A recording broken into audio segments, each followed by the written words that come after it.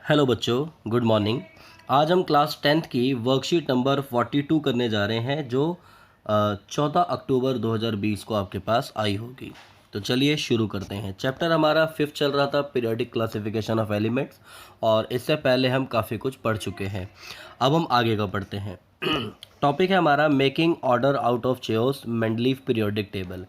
इससे पहले हमने डॉबरिनर ट्राइड्स लॉ और न्यूलैंड्स लॉ ऑफ ऑक्टेव हमने पढ़ा था। आज की क्लास में हम मेंडलीफ पीरियोडिक टेबल के बारे में पढ़ेंगे। तो चलिए शुरू करते हैं। Even after the rejection of Newlands law of Octave, many scientist continued to search for a pattern that correlated the properties of elements with their atomic masses। तो जब न्यूलैंड्स का जो लॉ है ऑक्टेव का वो रिजेक्ट हो गया था, उसके बाद भी कई सारे जो साइंटिस्ट हैं वो एक ऐसा पैटर्न ढूंढना चाह रहे थे जो एटॉमिक मास और एलिमेंट्स की प्रॉपर्टीज़ को कोरिलेट करता हो। The main credit for classifying elements goes to Dmitri Ivanovich Mendeleev, और इसका मेन क्रेडिट जाता है मेंडलीफ को, जो एक रशियन केमिस्ट थे।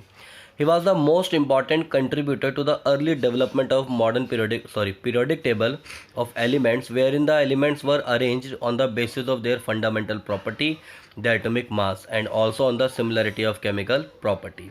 मैं आपको बता दूं, मेंडलीफ एक ऐसे साइंटिस्ट थे जिन्होंने अपना एलिमेंट्स का जो क्लासिफिकेशन किया वो बाकी सभी क्लासिफिकेशन से काफ़ी ज़्यादा अच्छा था। उन्होंने एलिमेंट्स को एटॉमिक मास के अकॉर्डिंग क्लासिफाई किया और केमिकल प्रॉपर्टीज़ के अकॉर्डिंग भी एलिमेंट्स क्या हो गए थे, क्लासिफाइड हो गए थे। थोड़ा सा हम पहले यहाँ पर मेंडलीफ के बारे में देख लें। इनको हम फादर ऑफ पीरियोडिक टेबल भी कहते हैं। मेंडलीफ को हम क्या बोलते हैं, father of periodic table. Mendeleev was born in Tobolsk in western Siberia, Russia on 8 Feb 1834, and the arrangement of elements he proposed is called Mendeleev periodic table। The periodic table proved to be the unifying principle in chemistry।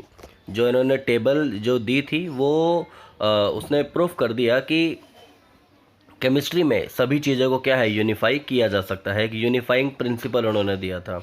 It was the motivation for the discovery of some new elements. कई सारे और new elements के लिए भी क्या था कि ये मोटिवेशन था। अब मेंडलीफ ने क्या किया था, चलिए एक एक करके देखते हैं। Mendeleev started his work with 63 elements. याद रखें, मेंडलीफ के समय एलिमेंट्स की संख्या बढ़कर 63 हो गई थी। He examined the relationship between the atomic masses of the elements and their physical and chemical properties। उसने एलिमेंट्स के एटॉमिक मासेस और फिजिकल और केमिकल प्रॉपर्टीज़ के बीच में रिलेशनशिप को एग्जामिन किया था। Among chemical properties, Mendeleev concentrated on the compounds formed by the elements with oxygen and hydrogen।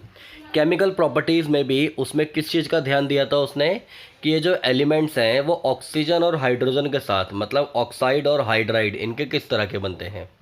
He selected hydrogen and oxygen as they are very reactive and formed compound with most elements. Question आ जाता है कि उसने oxygen और hydrogen से बनने वाले compounds को ही क्यों लिया, क्योंकि वो बहुत ज़्यादा क्या थे, रिएक्टिव थे, और अधिकतर एलिमेंट्स के जो कंपाउंड है वो इन्हीं से बने होते हैं।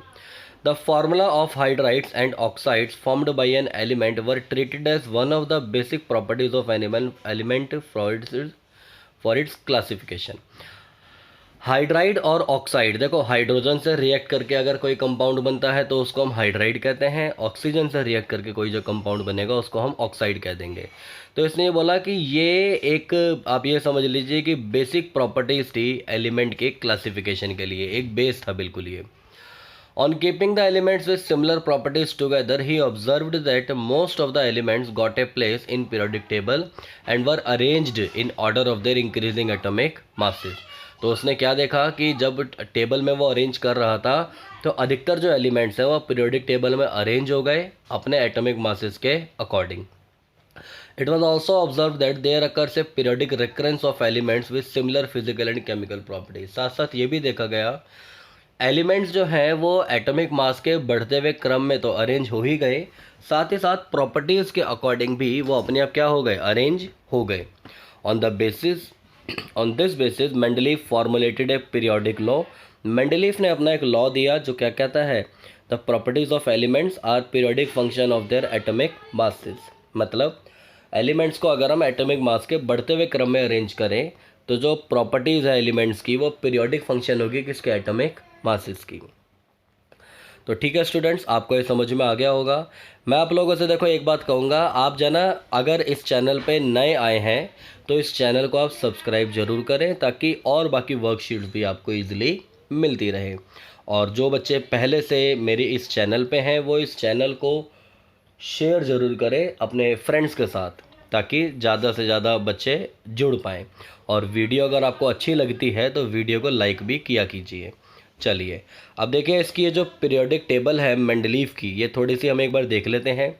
मेंडलीव की पीरियोडिक टेबल में आप ध्यान रखेंगे, देखो 1 2 3 4 5 6 7 8 हमारे वर्टिकल कॉलम्स होते हैं जिनको हम बोलते हैं ग्रुप्स।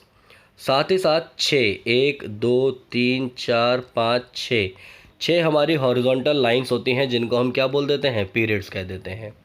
और हर एक ग्रुप को 2 सब ग्रुप में डिवाइड किया हुआ होता है जैसा कि आपको यहाँ पर दिख रहा होगा ए बी करके। ठीक है, तो मेन मोटी मोटी इन्फॉर्मेशन आपको यही याद रखनी है इसकी, बाकी क्वेश्चंस में पता चलेगा। तो ये आपको पूरा एक मेंडलीव की पीरियोडिक टेबल हमने यहाँ पर डिस्कस की है। चलिए अब इसके कुछ क्वेश्चंस को देखते हैं। Use Mendeleev's periodic table to predict the formula of the oxides of the following elements. तो इसने बोला कि मेंडलीव की पीरियोडिक टेबल को देखते हुए इनके क्या करो, आपने फॉर्मूले बनाने हैं इनके ऑक्साइड्स के साथ। तो देखो इजी है, आप डायरेक्ट भी ये कर सकते हैं, फॉर्मूले आपको बनाने आते हैं। पोटेशियम का चार्ज होता है +1 और ऑक्सीजन का क्या होता है हमारा -2, क्रॉस मल्टीप्लाई आप कर देंगे तो फार्मूला आ जाएगा K2O। ठीक है, कार्बन का जो ऑक्साइड के साथ बनेगा वो आप याद रख लें, CO2 बनता है। एल्यूमिनियम का ऑक्साइड के साथ बनाएंगे तो वो बन जाएगा हमारा क्या, Al2O3।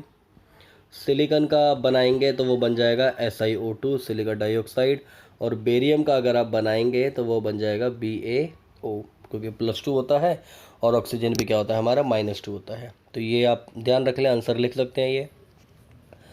नेक्स्ट क्वेश्चन है, what is the basis of periodic law formulated bye Mendeleev. तो इसका बेसिस क्या था, हमने बार बार पढ़ा, बेसिस था इसका एटॉमिक मास। ठीक है ना, ये पूरी पीरियोडिक टेबल इसकी किसके ऊपर बेस्ड थी, एटॉमिक मास के ऊपर बेस्ड थी। तो ये लिख देंगे। What were the criteria used by Mendeleev in creating his periodic table. तो क्या क्राइटेरिया था मेंडलीव का जो अपनी पीरियोडिक टेबल को वो करने में उसने किया था। तो इसमें हम देखते हैं कि मेंडलीव की जो पीरियोडिक टेबल है उसमें क्राइटेरिया भी हमने पढ़ा। एलिमेंट्स को एटॉमिक मास के बढ़ते हुए क्रम में उसने अरेंज किया था और एलिमेंट्स प्रॉपर्टीज़ के अकॉर्डिंग भी इजीली अरेंज हो गए थे। तो हम क्या बोलेंगे कि अच्छा, एक चीज़ इसमें और थी, आप ये भी क्राइटेरिया इसका लिख सकते हैं यहाँ पर जो हमने पढ़ा था अभी।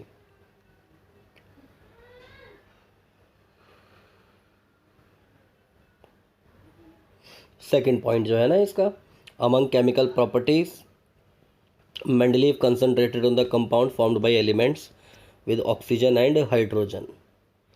तो आप ये लिख सकते हैं इसका आंसर, एक तो ये और एक ये सेकंड पॉइंट पूरा, तो ये पूरा इसका प्रॉपर आंसर हो जाएगा। आगे अब हम देखते हैं, why did Mendeleev concentrate on the compound formed by elements with oxygen and hydrogen. देखो अभी अभी हमने पढ़ा था मेंडलीव ने ऑक्सीजन और हाइड्रोजन के साथ बनने वाले कंपाउंड्स को ही क्यों लिया था। तो अभी हमने रीज़न पढ़ा था ना इसका, क्योंकि वो क्या होते हैं, हाईली रिएक्टिव होते हैं और ज़्यादातर कंपाउंड हमें उसी के मिलते हैं, तो इसलिए इसको यूज़ किया गया। कहाँ गया वो क्वेश्चन, ये रहा point, third point.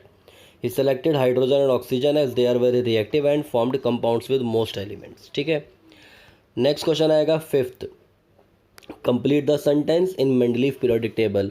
Vertical columns are called, vertical columns को हम क्या बोलते हैं, ग्रुप कहते हैं, जो भी हमने पढ़े थे, कितने थे 8। और हॉरिजॉन्टल रॉज को हम क्या बोल देते हैं भाई, पीरियड्स कह देते हैं। ठीक है,